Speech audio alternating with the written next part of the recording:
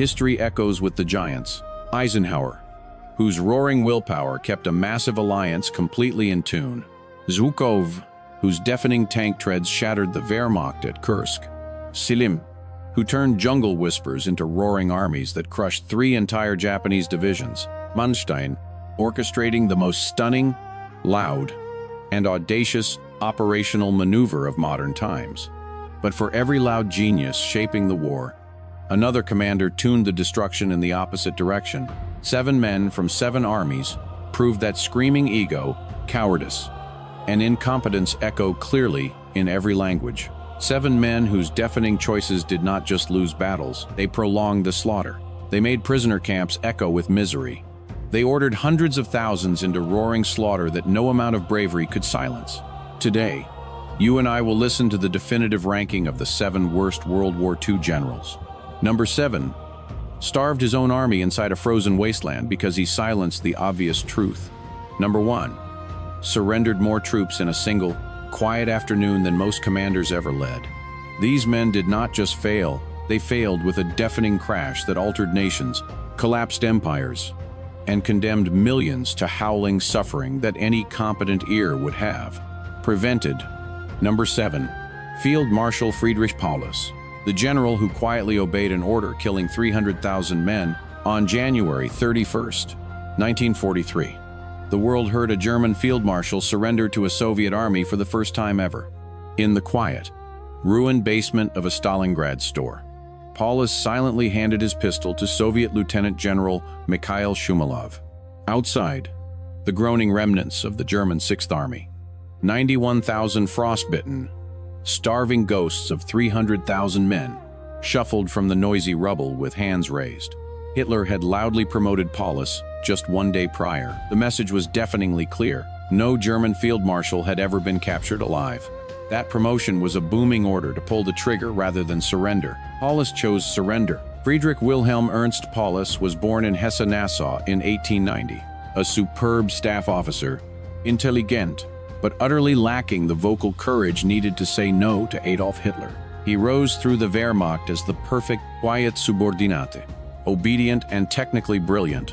By 1942, he commanded the 6th Army, the loudest, most massive force in the entire German military order.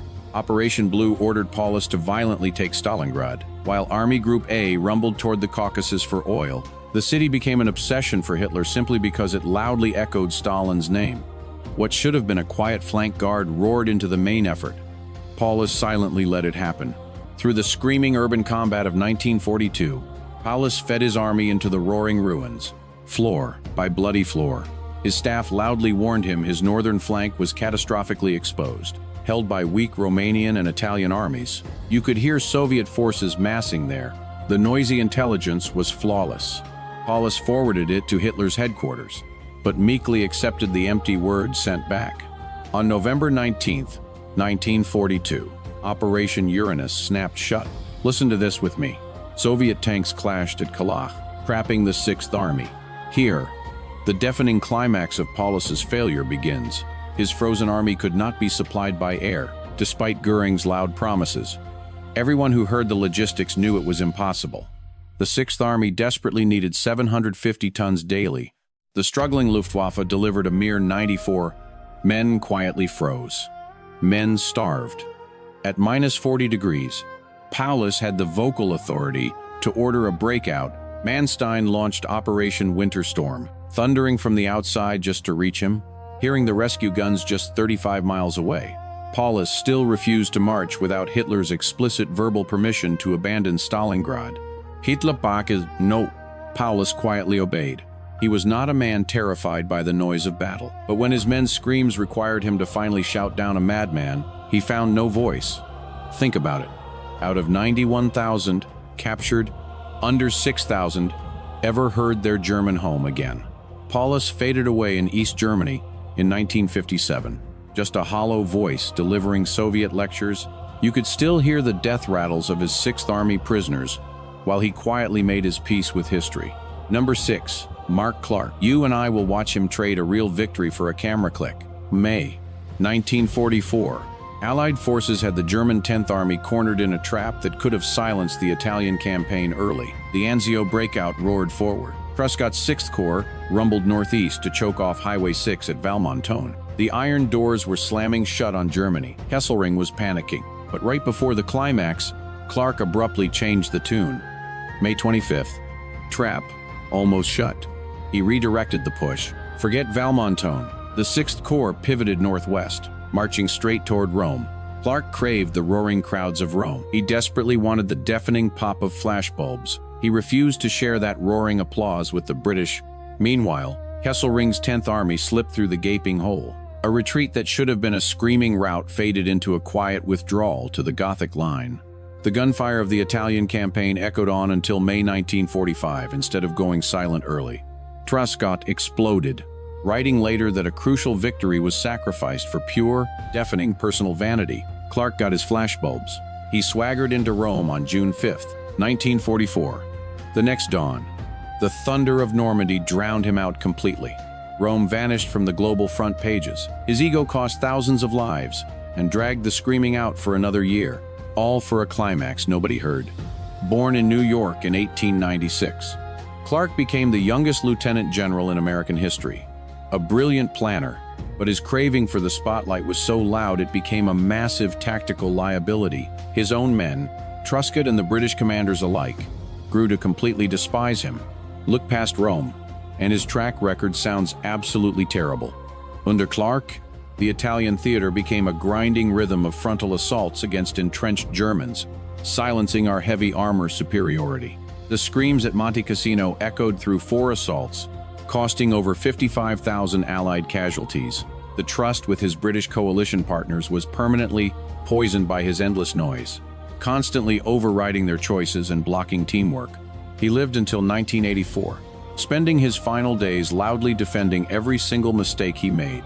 That German 10th Army, he let slip away. Their guns kept firing for 11 more months. The soldiers who died deserved a better end than a commander choosing a photo over their final heartbeat. Number 5. Semyon Budyonny. You and I are stepping into a battlefield that sounds a century old. September 1941. The jaws of the largest military encirclement in history slammed shut around Kiev. 4 Soviet armies, over 600,000 men, were violently silenced, captured, or slaughtered. The man conducting that deafening nightmare for the Soviets was Semyon Budyonny, directing the Southwestern Front. The alarm bells were ringing. On September 14th, his chief of staff, Tupikov, wired Moscow a loud, unflinching warning about the impending disaster. Moscow ordered Tupikov to shut up. Budyonny himself had voiced withdrawal plans weeks earlier, only for Stalin to roar him down. When the trap clicked shut on September 19th, his quiet warning exploded into the ultimate tragic catastrophe. Here is where his defenders pipe up. They say he heard the danger coming and spoke up. Stalin silenced him, but let's listen to the facts. Born a Cossack peasant in 1883, Semyon Mikhailovich Budyonny rode the noise of the revolution to become a legendary Red Army commander. His fame rested entirely on the Russian Civil War, where his 1st Cavalry Army had slashed and screamed through the 1920s. In that bloody era, the thunder of his hooves was brilliant, but by 1941, the deafening roar of enemy engines had rendered his old strategies completely obsolete. He remained one of Stalin's most loyal military allies, surviving the bloody purges by staying completely quiet and never once challenging Stalin's absolute authority. In fact, he cheered as those purges silenced the smartest officers, men far better than him, just to hear his own name praised. Listen to the Soviet armies facing Germany in 1941, led by political loyalists. Their slaughter was loud, clear, and absolute. Budyonny was relieved after Kiev handed the reserve front, which also failed deafeningly. He was then shuffled into quiet ceremonial roles to show off his medals without causing more operational noise. He lived until 1973, dying at 90, dodging accountability.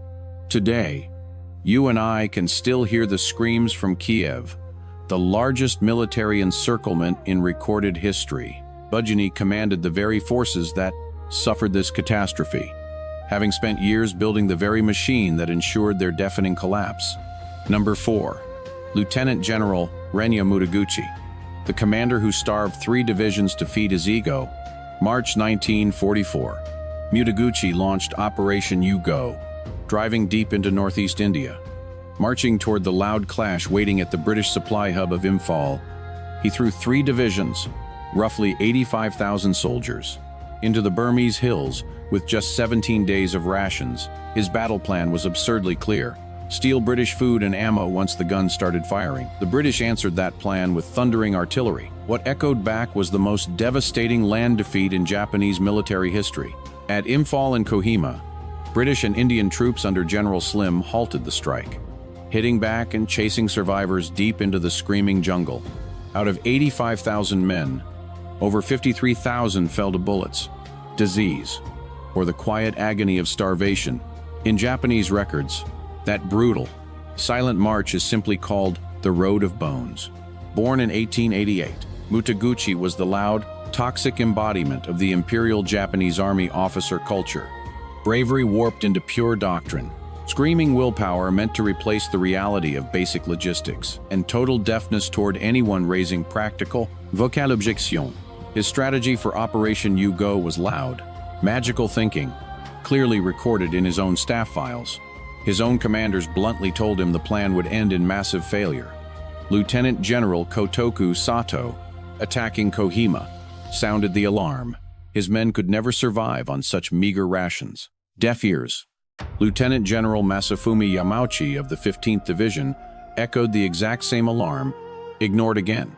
As the battle roared toward disaster, Mutaguchi simply fired all 3 commanders amid the chaos. He silenced the voices of reality, swapping them for yes-men who would report something far sweeter. Sato heard his starving division breaking apart without supplies, and finally ordered a rogue retreat.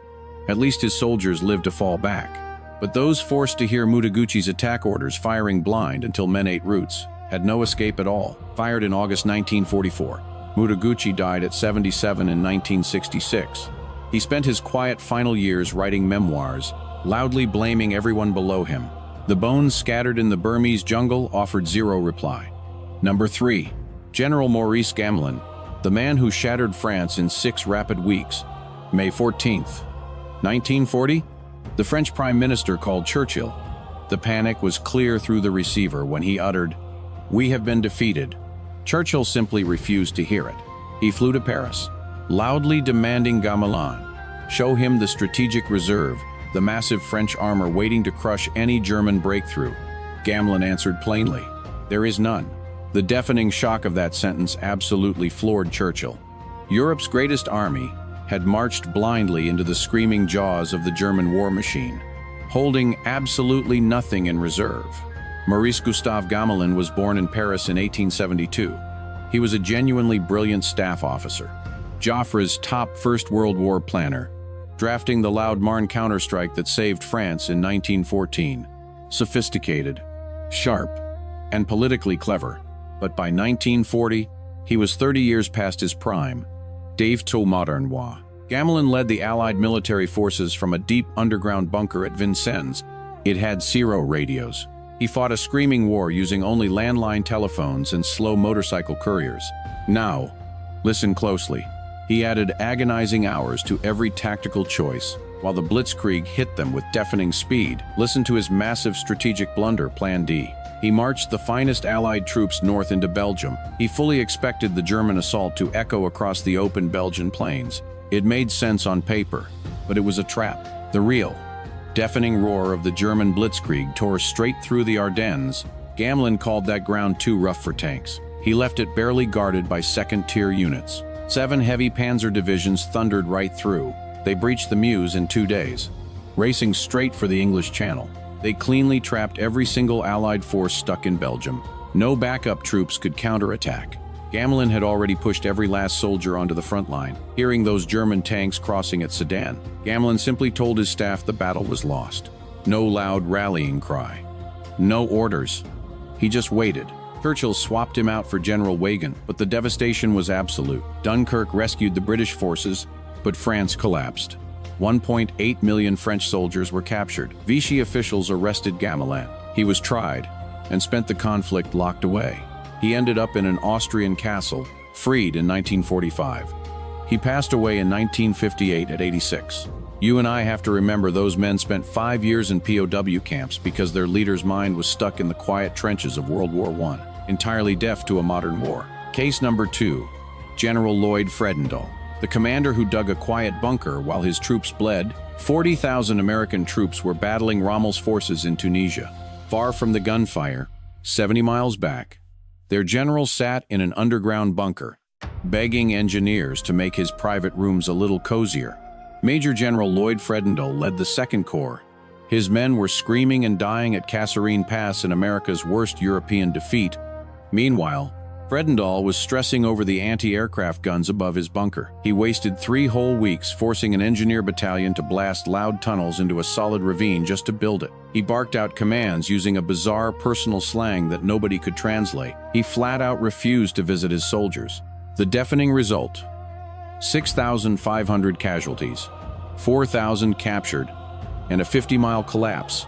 Lloyd Ralston Fredendall was born in Wyoming, 1883. He actually washed out of West Point twice. Yet, in a move that still leaves modern military historians completely stunned, General George Marshall somehow named him a top army officer, loudly recommending him to Eisenhower for a massive combat command. That bunker project demanded 200 engineers grinding through 3 continuous weeks. Built when those exact capable engineers might have been fortifying the defensive lines his corps desperately needed when the Germans finally struck. He never went near the front lines, never laid eyes on the battleground, and his radio orders sounded like absolute gibberish. One recorded order actually said, "Move your command," meaning the walking boys, pop guns, Baker's outfit. And the outfit, which is the reverse of Baker's, frontline commanders wasted precious, bloody minutes trying to unscramble that noise. Some never even figured it out. When German units slammed into Sidi Bouzid on February 14th, and Rommel hijacked the main offensive 5 days later at Kasserine Pass, Fredendall fed his backups into the meat grinder slowly, just 1 unit at a time. As we look closer, German tanks crushed them one by one. By February 20th, a 50-mile gap had violently torn open. Eisenhower finally fired him.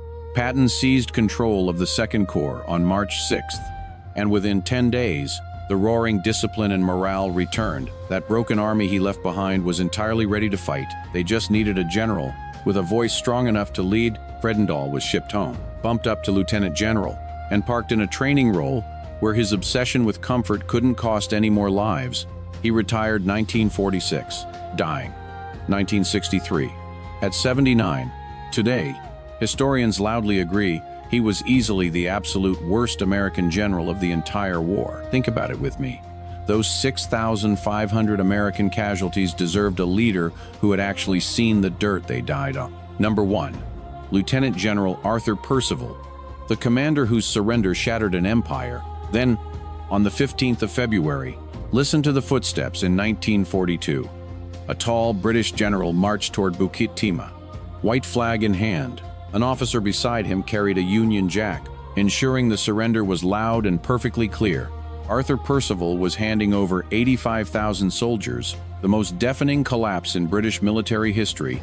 He gave up to 36,000 Japanese soldiers running entirely out of ammo and water. General Yamashita, taking the surrender, had spent days listening for a British counterattack that would completely wipe him out. His bluff was silent and totally empty. Yet, Percival folded. Churchill called it the loudest, worst disaster ever recorded in British history. Arthur Ernest Percival was born in Hertfordshire, 1887. A brave man, highly decorated in World War I in Ireland, smart, and heavily well-read. Yet, he became the most catastrophically tone-deaf commander placed in charge during the entire war. He heard the warnings. Japanese troops in Indochina were jungle experts, fully primed for this exact bloody campaign. He had 100,000 men. Before December 1941, he ignored the clock ticking to train them. He failed to wire roads for demolition or build the heavy defenses that could have muted the attack. He refused to fortify Singapore's northern shores, claiming the noise of construction would shatter civilian morale. When Yamashita's assault troops crossed the Johor Strait on February 8, 1942, those quiet, undefended beaches fell in a matter of hours. Within 48 hours, The Japanese seized all the island's water. The retreat down the Malayan Peninsula echoed for 515 miles across 55 days. British troops, told their fortress was untouchable, suddenly heard the terrible truth. Their commander had zero plan for the frantic pace of the Japanese advance crashing down on them. On February 15th, Percival finally called his senior commanders into a quiet room. "Let's listen closely." Brigadier Simpson told him. The Japanese were desperately lacking supplies. General Gordon Bennett loudly argued a counterattack was possible. The garrison held 85,000 men. Ammo was low in spots, but the guns could still fire. Percival called it quits. Yamashita was racing against the clock. Yamashita later confessed he dreaded a long negotiation. His men were dying. He demanded a crystal clear yes or no. Percival spoke the yes. 85,000 men were caged. Thousands perished on the Sandakan death marches. Thousands more died constructing the Burma-Thailand Railway. Disease and raw brutality silenced thousands across Asian camps. So many voices never came home. Later, MacArthur let him hear the Japanese surrender firsthand aboard the USS Missouri. But history isn't as kind as that photo op suggests. He died in 1966 at 78. His defenders cry out that he faced unwinnable odds, weak support, and deaf ears back in London. Those claims carry some truth, but they don't explain why 36,000 Japanese soldiers with empty rifles heard 85,000 capable men drop their weapons and completely give up the fight. You and I know he didn't lose Singapore to impossible odds. He lost because when his enemy shouted a massive bluff with an empty hand, he believed it. 85,000 men paid the price. 7 generals, 7 armies, 7 booming failures measured in shattered lives, dragged-out campaigns, and deafening historic mistakes. Opportunities handed over to foes who didn't earn them. Paulus stayed quiet when his men needed a roar. Clark chose a quiet photograph over victory. Budgeoney silenced an officer corps of better men, only to let their absence prove his own screaming incompetence. Mutaguchi marched 3 divisions into the jungle on pure fantasy, leaving their silent bones behind forever. Gamlin walked the best Allied armies straight into a trap. With no answer when the steel jaws snapped, Frederick Dahl decorated a bunker 70 miles behind his screaming men. And Percival surrendered an empire to a noisy bluff. Their armies deserved so much better. Those brave frontline soldiers deserve to be heard. Now, history gives them exactly what they gave their men: the loud, unadorned truth.